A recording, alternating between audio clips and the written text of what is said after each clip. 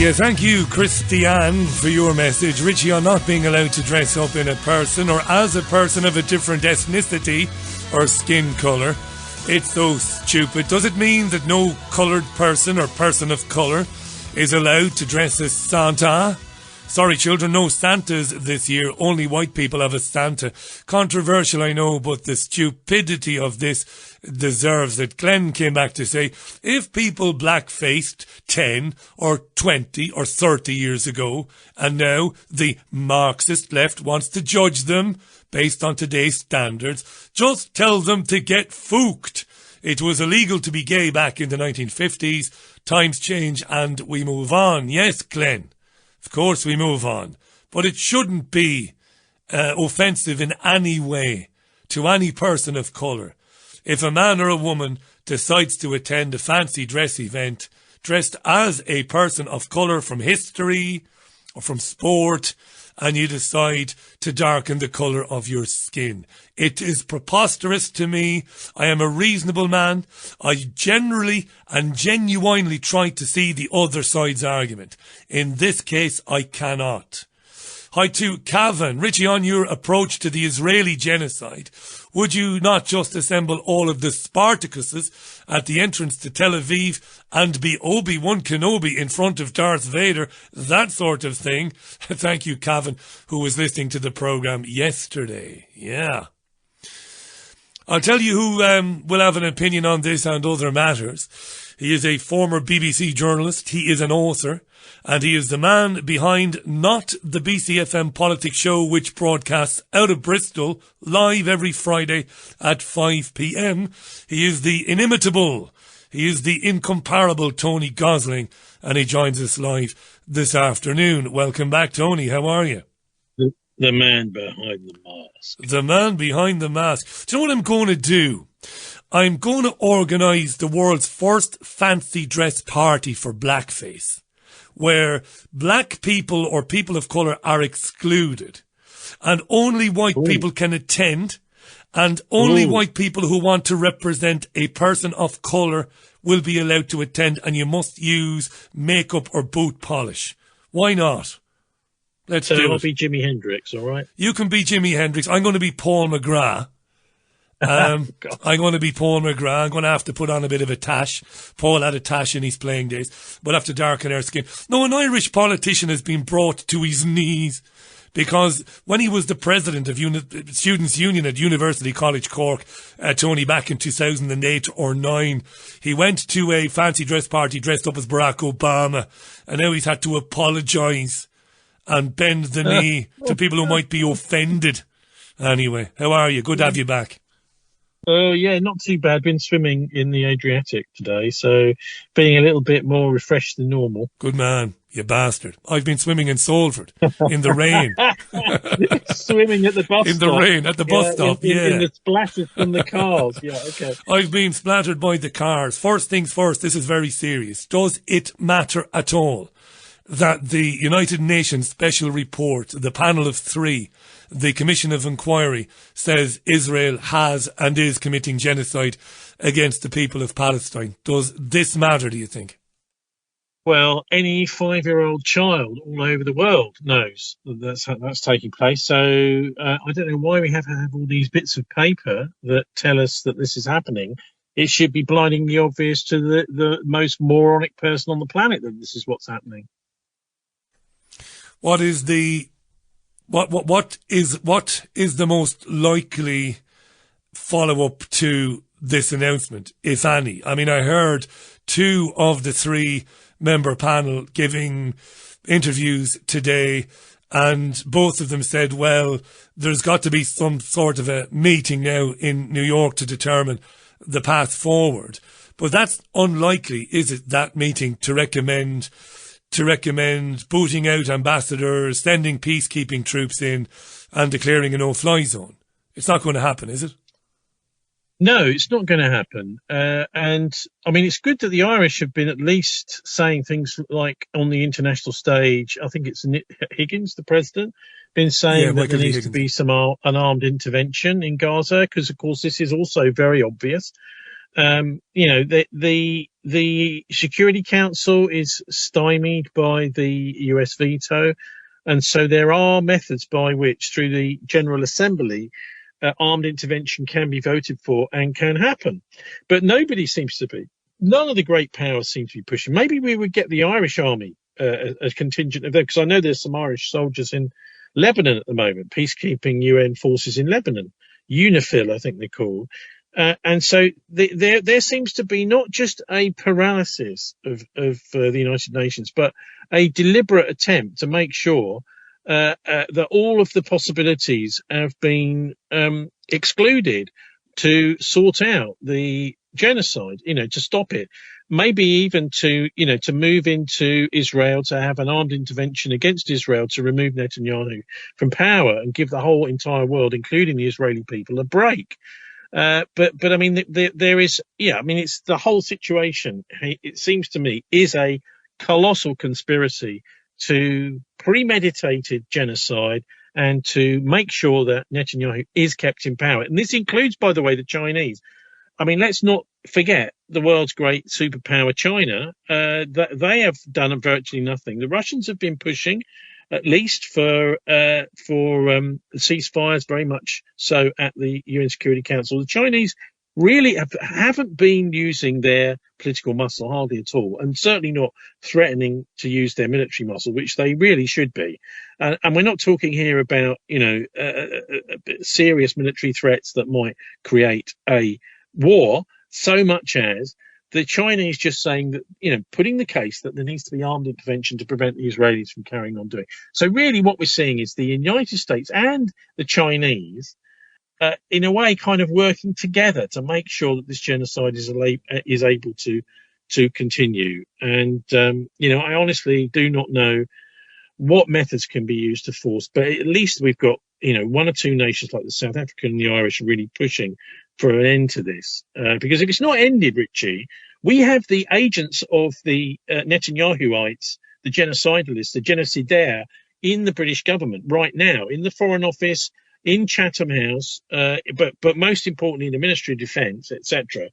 And the regulators, let's not forget the Financial Conduct Authority, who are supposed to be regulating businesses and stopping them from supporting genocide, and are doing absolutely nothing about it. In fact, they're defending Elbit Systems and other US-Israeli armed firms in Britain. And so I think, we need to understand that if this is allowed to continue in Gaza, it's not about Gaza. It's also about criminality and conspiracies, Freemasonry, perhaps, and other sorts of criminal organised crime mafia in the British government and in all the governments that have been supporting what's going on right now in Gaza. The report contains 16,000, or they observed, viewed and handled 16,000 pieces of evidence, which helped them reach their conclusion that it is genocide, including numerous recordings of Israeli soldiers and Israeli commanders laughing and joking about killing unarmed Palestinian civilians. And later this afternoon, a bloke called Rubenstein, who used to be an advisor to Netanyahu, he was speaking to Jane Stecker on Sky News, and he openly admitted that what they want to do is to persuade Egypt to open its border and just force the Palestinians in there and get them out of the country once and for all. You're listening to Tony Gosling on the Richie Allen Show from the Adriatic. This show is getting more exotic every day of the week. But I shouldn't make jokes when we've been talking about an appalling genocide. Now, Donald Trump is in this country, or will be shortly, where he's having his unprecedented state visit. But I thought of you this morning. Well, I thought of you twice. I thought of you when I rang you. And then I thought of you when the BBC ran a report about how Alphabet, of course, a division of Google, is going to spend £5 billion on artificial intelligence in this country. And Tony Gosling will know, because he is more than a decent reporter, as that accompanying Trump on this trip will be the bosses of OpenAI and the bosses of NVIDIA. No doubt about that. And maybe the guy Cook, maybe from Apple as well. So while everybody is talking about Epstein, and we'll get to that in a few minutes, and Mandelson, of course, we will, and all of these other distractions about whether Tommy the Tit had 3 million followers in London on Saturday, which he didn't. While all of this stuff is going on, is the real story the tech aspect of this Donald Trump visit? Is that the most important story that nobody's talking about? Well, I don't honestly think. I mean, he's pushing against an open door. These tech giants are in the UK because this Labour government, and I can't remember the guy's name, but the Trade and Industry Minister, I think he's the Secretary of State, maybe even. He has been. Is it Peter Kyle, Brighton MP, the guy who was friends with the guy that was arrested? Yeah, I think you're right. Oh God, they did a citizen's arrest on him. On his mate, and now he's the MP for the same area, Worthing, I think it might be. But yeah, I mean, they are pushing against an open door. We've got a government that loves AI. I think the question for me is why? What is it about AI? And the answer should be fairly obvious to most people by now. Is number one, in the military sphere, what we've got all sorts of insane wars being perpetrated where you cannot actually persuade, for example, teenagers on the streets in Britain to go and sign up to fight the Russians, knowing that they're going to die. That this isn't going to happen. And so in the military sphere, AI is quite obviously being used to replace, individuals, to replace soldiers, to replace pilots, possibly, to replace all sorts of decisions being made by human beings, which are human decisions. The AI is going to be making these decisions because the AI is going to be playing a war game. And that's exactly what the elites want, is they want game theory. They see the international geopolitical rivalries as a giant game. And by framing it as a game, they believe that they can set the chess computers and all these AI on it and beat the other side, but by using these this sort of analogy that, well, here is a military unit, here is a psychological warfare unit, here is a ballistic missile, here is a bomber, an airstrike, and just press a little button and it will do all the right things in order to take out the other side. And they would much rather that a digital platform of some sort that's got no soul, that is just trying to work out a game and how to win the game, was in charge of it. Let me ask you this: the soul from the entire decision. Yeah, let me ask you this. Involved in these decisions. Let me ask you this: can't really argue with any of that or much of it. Are they not using these wars and proxy wars to trial this equipment on helpless young men from Russia and Ukraine? Aren't these technologies ultimately meant to be deployed in cities against the likes of you and me and our listeners?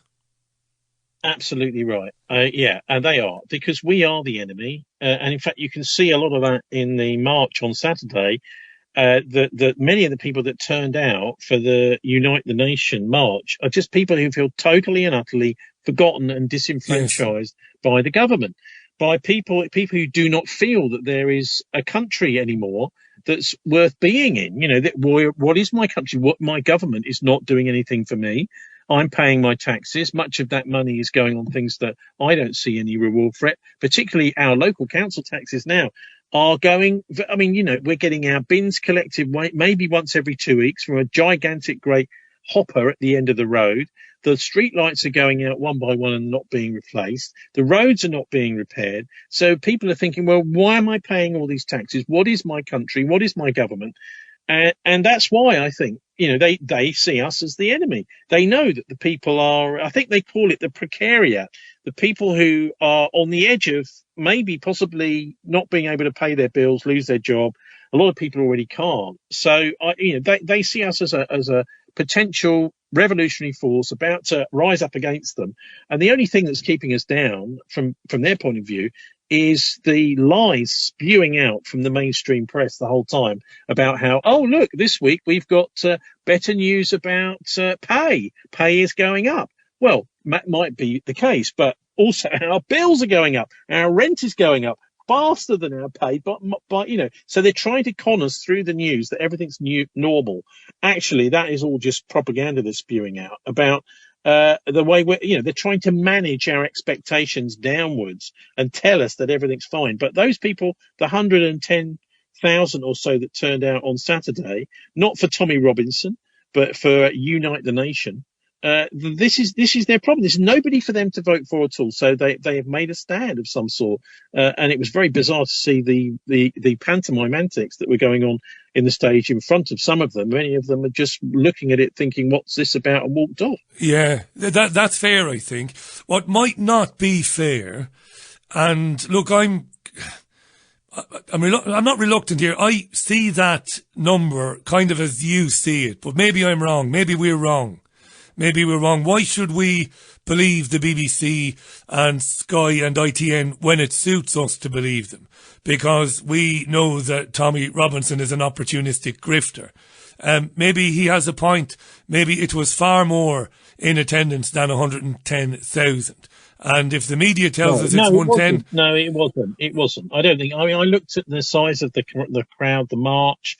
This was roughly, I think, the right size. And I know people that went. Not loads, but they're not racist. I know them very well. They're not racist. They're people who are just pissed off, absolutely fed up with the lies coming out from the press and the total mismanagement of the country and the fact that they've got nobody to vote for. Nobody. The Conservatives are not conserving anything, and the Labour Party don't care about people who are working. They're all just working in the Uni-Party, the one-party state, which is effectively a kind of, World Economic Forum political party, which is now running Britain. And that's why the people that I know, and it's not even the World Economic Forum is why they went. They just feel disenfranchised, but they still love their country and they want something to be done about, in a way, it's a bit like in America, make England great, make Britain great again. They want somebody out there who is batting for them.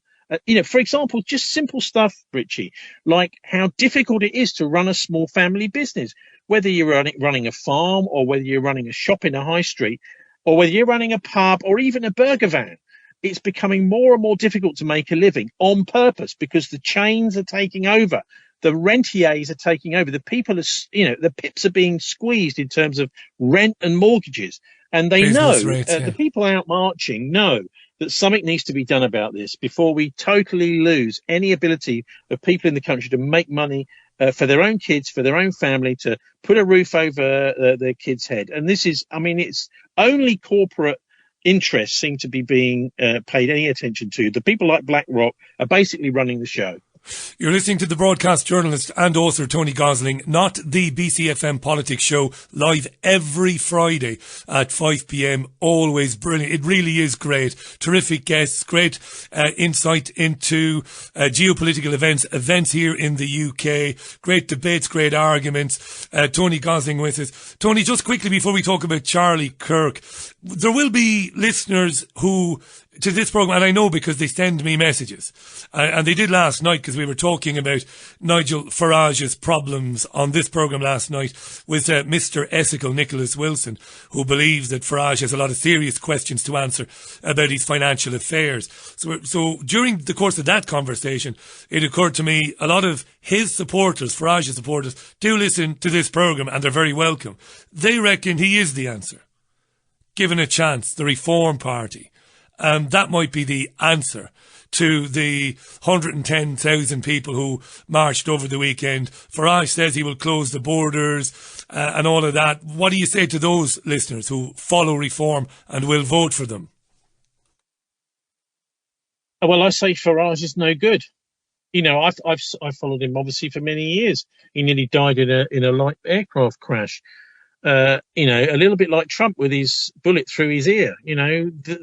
These people are, but I don't think the Farage party is actually serious. I think my experience of meeting them and interviewing them is that they're mostly interested in shareholding and investment. And the idea of being out of the EU is obviously appeals to them.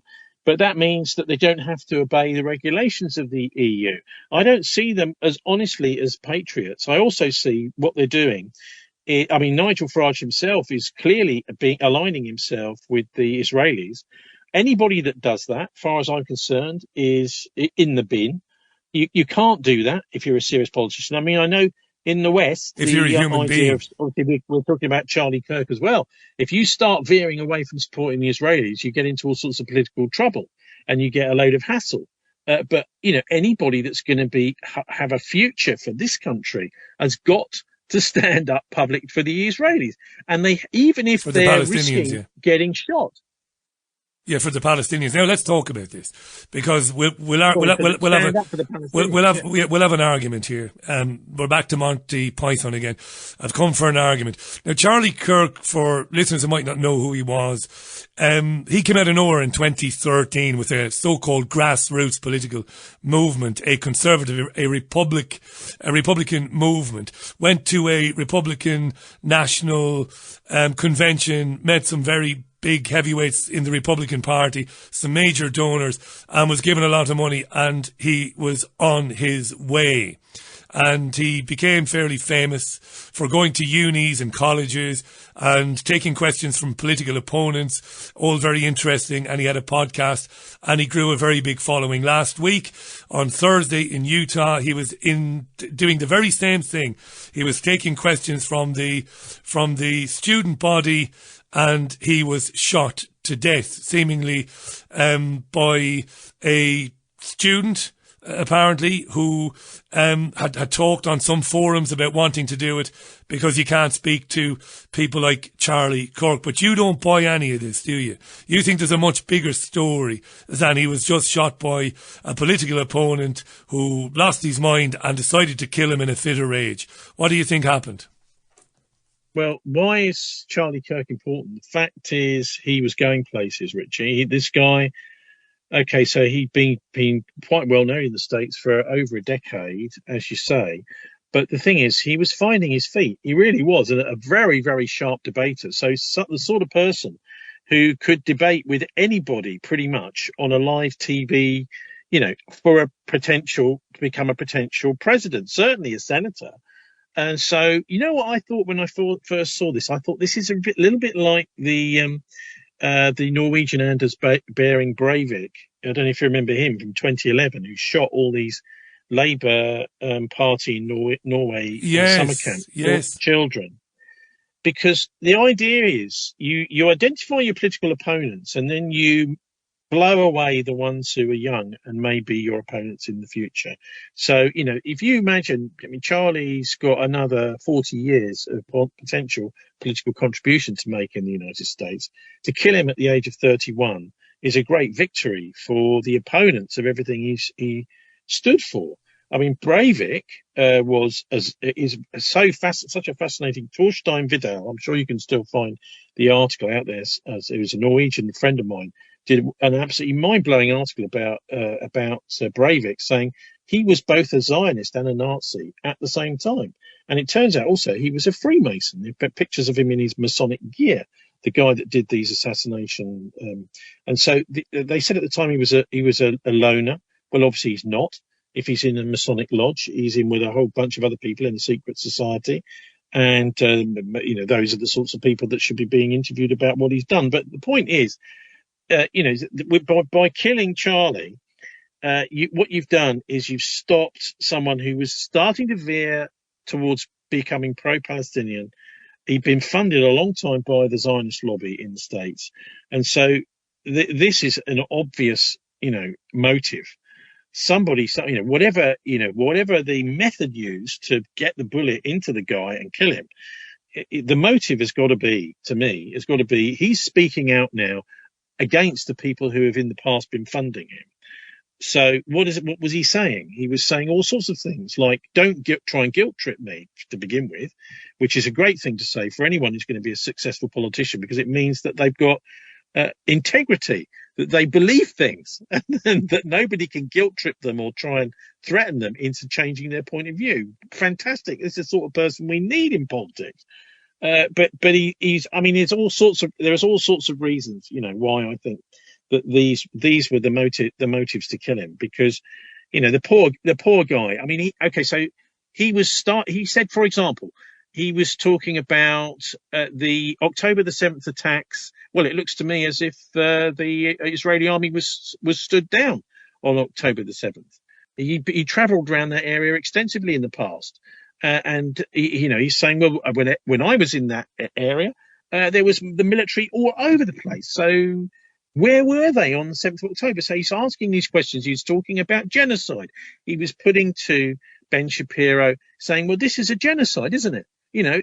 And also talking about it as ethnic cleansing. So he's starting to veer away. He's starting to find his heart for the Palestinian people and saying, well, all this stuff about, Israel, which I've been supporting in the past. Well, looking at the way they're behaving, he's very much like Scott Ritter, actually. Scott has been exactly the same. He was pro-Israel for many years. And I asked him some questions once about the Israeli nuclear weapons and whether we should have a raid to get rid of those weapons. And he said, oh, God, I can't go there. Now I'm sure he's be very different. He's been very outspoken about this genocide. He sees it for exactly what it is. And that's what I like about some individuals, is they're prepared to change their point of view based on the new facts that are arriving. Like, these guys are genocidalists. No, I'm afraid I can't support them anymore. And Charlie Kirk was one of those. Let me in, because I disagree with that. Let me in, and then you can come back in a second. For me, the rise of Kirk itself and how it manifested is a massive red flag. Like, he came from nowhere to be one of the most recognisable young kind of conservative voices. He portrayed it as a grassroots rebellion kind of a thing, but that was bollocks, basically. And I think his rise to prominence, if I look at it, fits the pattern of him being an establishment asset. Like, he was groomed, I would argue, to kind of channel a lot of kind of youthful energy back into kind of safe partisan lanes, basically, while portraying himself, Tony, as being a bit of a disruptive outsider. Like, this guy, while people like you and others and people like us in America were being banned, TikTok were amplifying this guy like nobody before. And this organisation he launched, which was funded, to the tune of millions and millions of dollars by Foster Friess and the Koch network as well, and there are others. It just doesn't, for me, it doesn't fit. Like, and you say, and it's a good point you make about he might have changed his tone on Israel. Well, maybe he did, but did the Israelis really care? I mean, there are a lot of mainstream people, Tucker Carlson and many others, even national broadcasters like the BBC, who've been calling out Israel for what Israel is. And my final word would be on it, and you come back in, then my final word would be, all he was doing really, Kirk, was really propping up the status quo, the two-party system. Effectively, the wrong people are in charge. If the Democrats are in charge, you've got the wrong people. If Trump is in the White House or a Republican, you've got the right people. I think he basically put old wine in new bottles. That's what I think he did. And that's my take on him. Very good, very polished, very well spoken. I agree with all of that. But I just don't see how he'd represent a threat to anybody. Go ahead. He was the same sort of threat as Jesus Christ was. He was a person who was talking truth to power like I've never seen it. I don't know if you saw his talk. It was about a month ago. I think it was early August, maybe mid-August.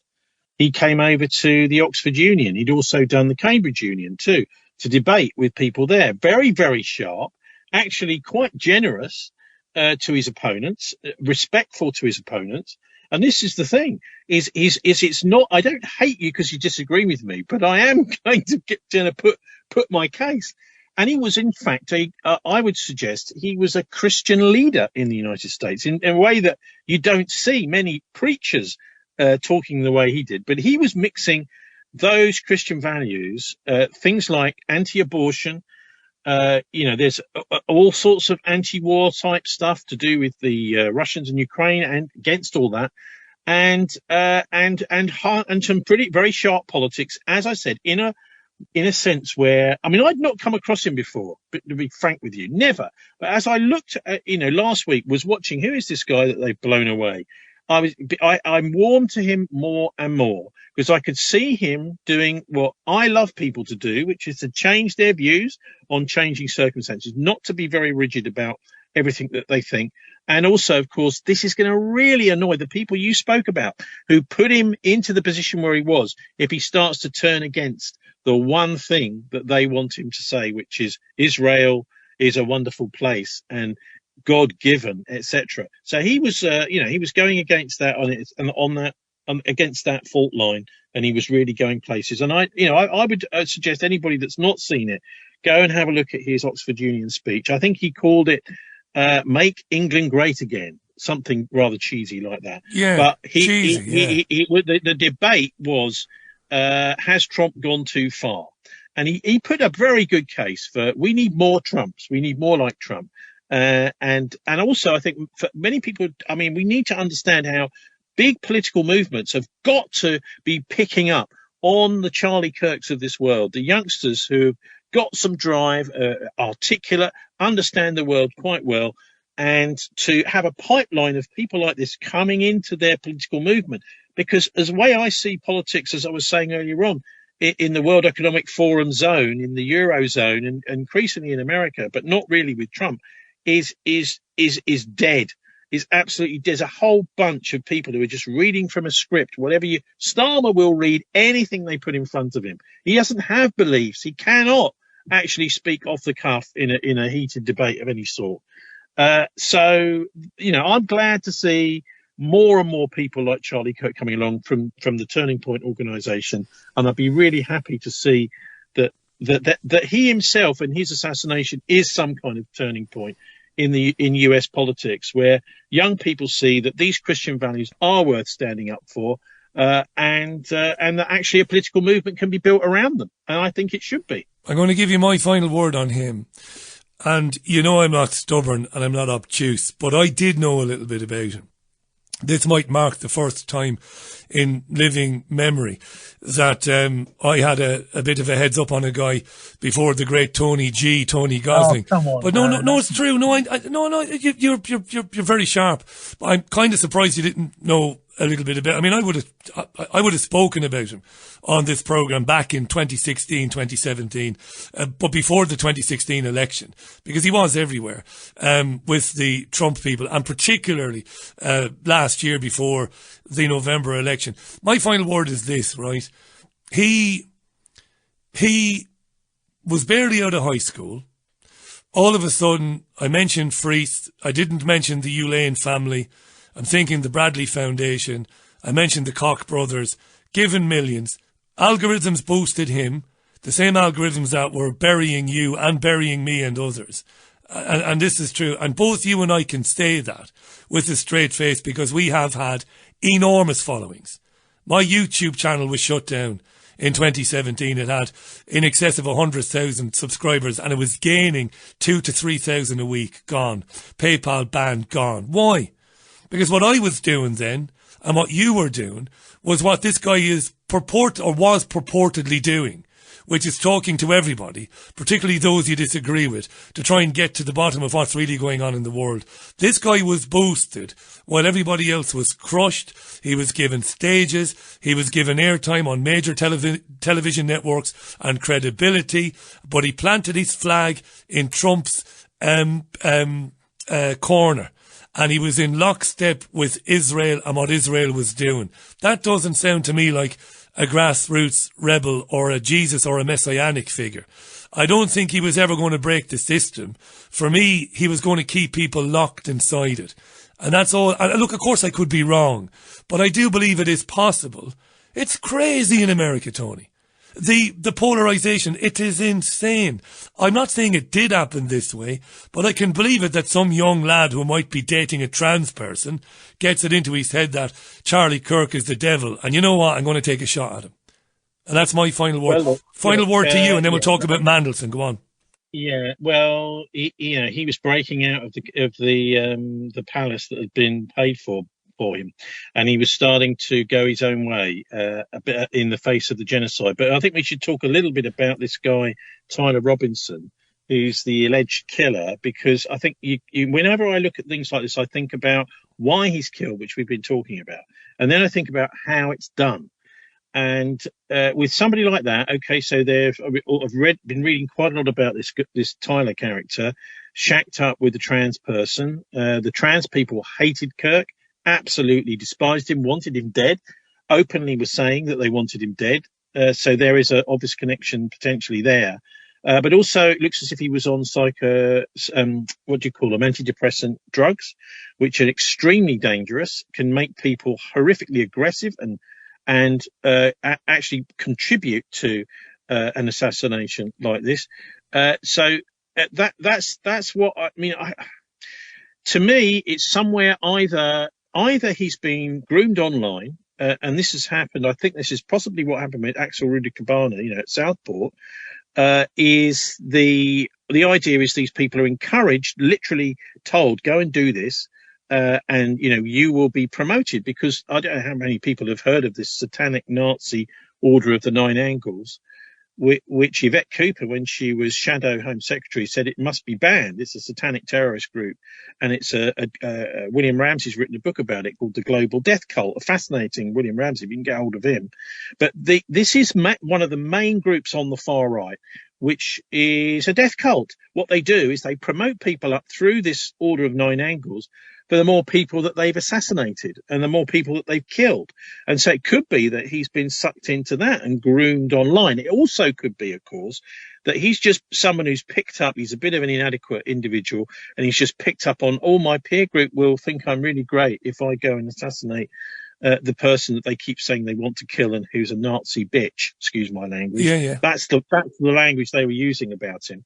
And so it's one of those two, I think, is the method. And the thing that makes me think it's more likely to be this guy is also the fact that he's now refusing to cooperate with the police. So it may well be that there's some specific, online grooming been going on to induce him to do this, that he's been told, look, you've got to be completely silent about that. And don't tell anyone about it. So he's obviously got something to hide. So I think Order of Nine Angles, this is the sort of organisation that may well have induced him to do this. I think this is how they do these sorts of things now, is through these the death cults like O9A.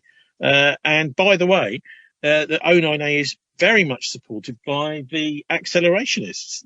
All the accelerationist people like Musk, etc., have actually said positive things about this global death cult. And people like Nick Land, my old schoolmate, they are saying, "Oh, this is brilliant." And why is Yvette Cooper not banned a death cult terrorist organisation that's satanic and Nazi inspired in Britain? Why has she not banned it? Maybe Shabana Mahmood might do it now. You're banning Palestine Action. I know it's madness, supporters, but you're not banning a Nazi terror group that's satanically inspired. Why not? Now, our listeners are having their say. I think they're leaning towards the boy Tony Gosling, turncoats as they are. So we'll read it. We'll read a few of these. They're traitors, they're treacherous listeners. Colin says, "No way was this Tyler the shooter." No way, says Colin. He doesn't believe that Tyler himself did it. David reckons even if Charlie Kirk was a creation, so what? So was Take That, and Barlow is still a genius. Fantastic. Faisal says, Richie, listening to Tony, Charlie Kirk's recent U-turn on the Zionist influence on US government and even calling out Epstein as a Mossad asset was most certainly a factor to consider in his murder. It's one thing when the left ineffectually makes a fuss about genocide, but when an asset they funded turns against them, Faisal leaning towards Tony. Karen reckons Jesus/the Messiah my arse, says Karen. Thank you, Karen. And there's so many of these coming in. They're leaning towards you, pal, that the about turn on Israel might have had him seen off. I'm always fair. 1-0 to Gosling. Let's talk about Mandelson. I think that was actually 4-0, wasn't it? 1-0. I know 4-1. 4-1, all right. 4-2. Right. So do you know what I think about because you and I talked over the years. We first met when I was on Spanish radio many, many years ago, and we used to talk about perma-crisis. We used to talk about a series of escalating. You of course call it accelerationism, and you're right. We see chaos everywhere now. We see governments that don't last 10 minutes. And I have this feeling, I've always believed, it's more than a feeling, it's a belief that this is how they keep people uneasy and diseased or in dis-ease, uncomfortable and stressed and wound up. And they do it, so they roll out their technocracy. Is it happening with Starmer? Are they going to use Mandelson to bring Starmer down just to throw a whole pile of chaos into our lives again? And maybe not this year, but maybe next year or 2027, another election. Tell us about, I mean, nobody knows more about Peter Mandelson and his life and times than you, because you've been reporting on him for 2.5, maybe 3 decades now. What's going on there? Starmer, well, we were satisfied that Peter Mandelson had ended his friendship with Jeffrey Epstein. We were satisfied that we knew what Peter knew, and that's why we gave him the gig. And then we find out that Starmer was lying. He admitted today that he did know the full extent of Mandelson's relationship with Epstein, and now there are people calling for Starmer to resign and all of that. What's really happening here, do you think? Well, it's the chaos agenda. This is accelerationism. Everyone needs to get absolutely their heads around what is accelerationism. This dark enlightenment, penned by Nick Land. You don't have to read the whole thing, but it's, you need to understand. Nick is what you would call a Nazi on acid. So he was a Nazi when I knew him. He was then went on to lots and lots of hallucinogenic drugs, and this is the stuff that's come out. This is the stuff he's penned, the Dark Enlightenment, various other documents. But when it comes to Mandelson and the politics now, I mean, the idea is just to get everybody in a real twist and get people switched off from politics, to get disengaged from voting, to make sure there's nobody to vote for, as we were talking about the United Nations march, because the fascists, the owners, the shareholders want to run the show.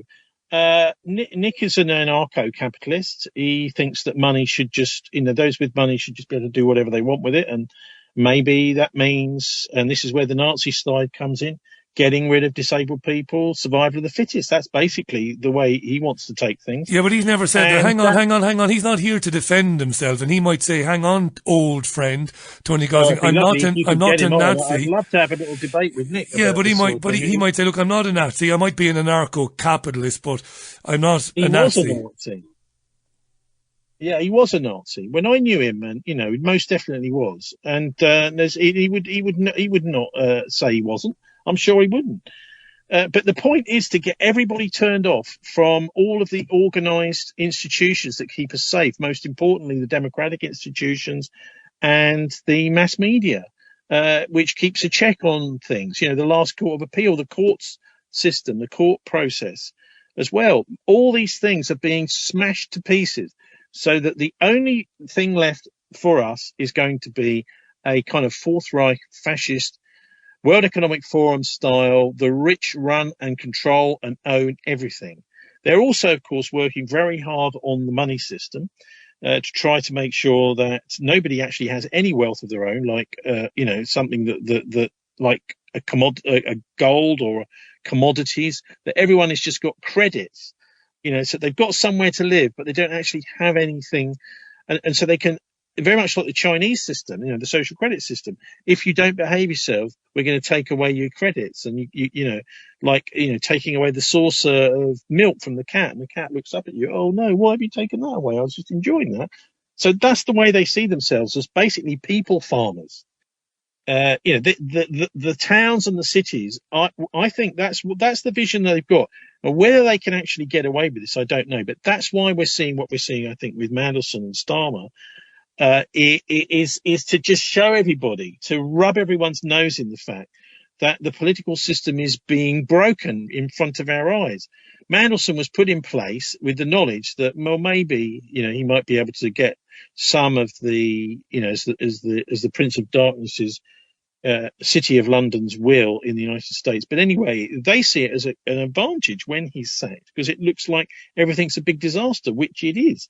And so people are just getting disillusioned with voting, they're disenfranchised, people disengage. And also it sends a very, very negative morale wave. So everyone's morale is being broken. So it wouldn't surprise me if we see, real trouble on the streets of Britain in years and, months and years to come. Yeah, because that's part of this agenda is to get everybody disunited as much as possible and disillusioned and depressed. And then martial law. So there's no hope on the horizon for anybody. That's the sort of, in a way that they're using what is the sort of psychological warfare which is used to disillusion armies and people from fighting. They're using that sort of technique, I think, now on the population of Britain and in other countries. Mandelson. Yeah. Mandelson, yes, he's an interesting guy, but, look, he was never ever, everybody knew about the Epstein stuff. So don't try and kid us, Starmer, that you didn't. Of course you did. Tony's going to stay with us for 5 more minutes. There's another question I want to ask him. You are listening to The Richie Allen Show, broadcasting live out of Salford on the Richie Allen Show app. Download it. Well, download it here. Download the Richie Allen Show app now at Google Play or Apple's App Store. For more details, visit richieallen.co.uk. It is the most basic of apps in the world, but it does what it says on the tin. I'm going to read a quick few comments and we'll get some reaction from Tony before we wrap today. Very good of him to come on and rub our noses in it that he's in the Adriatic while we're being rained on Datsun cogs. Here's one from Mark. Richie, Farage has said many times he doesn't want to actually be PM, even if reform forms the next government or is part of the next government. He will step down and leave us with the new Tory party / reform, much like the old one. That's an interesting take. It really is. Good evening to Charlie. Trump is a criminal, backtracking bastard, says Charlie. I want them to show them now and clear up this mess one way or the other. And I hope Operation Warp Speed was as brilliant as many say it was. If not, we want to know about it and why. Yeah, Trump was Mr. Operation Warp Speed. Luke is in Long Beach in New York. Welcome, Luke. I didn't like him, as in Charlie Kirk, about his stance on Israel, but after further review, I changed my mind on Charlie. He began to ask questions about Gaza and Israel's control of American politics. He refused money from the Zionists and he became very open-minded about the genocide. And didn't Bibi Netanyahu text 20 minutes after the shooting before Trump even did and said he died? Do you think that was significant, by the way?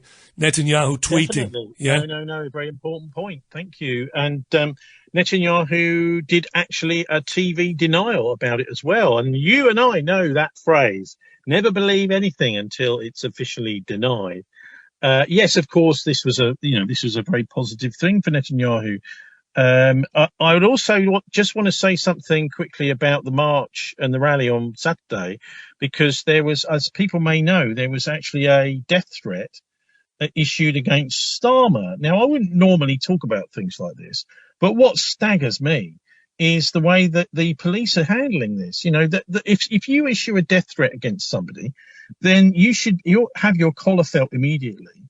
I mean, we had this sort of question when I was in the mainstream press in the late 1980s, and what you would do is no way would you transmit a death threat, never, and you would never allow that to go out on the airwaves.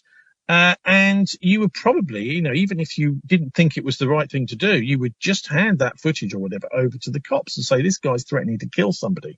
This is incitement to murder. And so there was one of these against Starmer on Saturday, filmed and transmitted. Apparently, the police are still looking for the guy. And what is amazing is the Daily Mirror actually pixelated out the guy's face. So the police are looking for someone who's threatening to kill the Prime Minister, but his face is pixeled out, so to make sure you can't identify and help find him. So this is, to me, is amazing. The other thing I noticed at the time was on Sunday morning, we had on the LBC News and various other bulletins, we had the voice of a very croaky Tommy Robinson speaking to the crowd. Now, when have you ever heard a left-wing political rally where the people speaking to the crowd are then transmitted on that night's or the next morning's news? Never.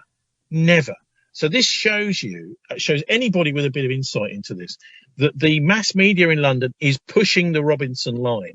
even though what he's saying has got very little to do with many of the 100,000 or so people that were there. No, hang on. The press is focusing on him. Hang on. They refer to him constantly as far right. They use terms like thug when they refer to him, and they've been openly laughing at him on Good Morning Britain and on the BBC for claiming there were 3 million people at the rally. So I can't see how the legacy media is in fact pushing Robinson's movement. How? So why are they quoting? Why are they actually transmitting his speech from the day before on the news? We never hear this from the Palestinians. We never hear the Jeremy Corbyn or whoever it happens to be speaking, or David Miller or Craig Murray who's speaking at the rallies and marches for the pro-Palestinians. Never.